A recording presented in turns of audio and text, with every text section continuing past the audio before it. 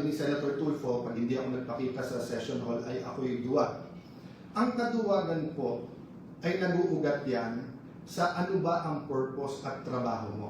Diba? So for example, kung ang trabaho mo ay magtanim, pero bumabagyo, grabe po yung kidlat, hintayin mo mawala kidlat kasi it's not a matter of tapang.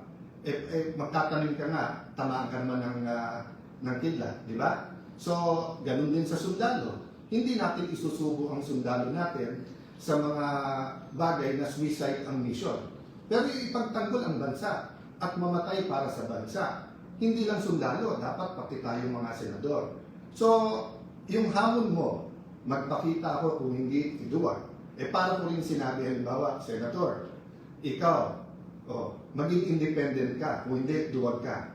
You know, this is not a radio or TV program, this is not entertainment. This is the Senate of the Philippines. So we have to be more professional. Kung hindi ka lang Tulfo at kung hindi lang Tulfo si kapatid mong si Erwin, at sinumbong ko na kayo kay Tulfo di ba? Pero ang reality is, because nandiyan kayo, because you have a strong voice, use it for the good of the country. There are also issues facing you. So you ask Joel Villanueva, you ask Jingoy Estrada, you ask Chis Escudero to face it squarely. So face the issues also squarely. Huwag yung titigilan natin yung Blue Ribbon na committee and then gagawin natin personal yung lahat ng issues. There are issues facing all of us.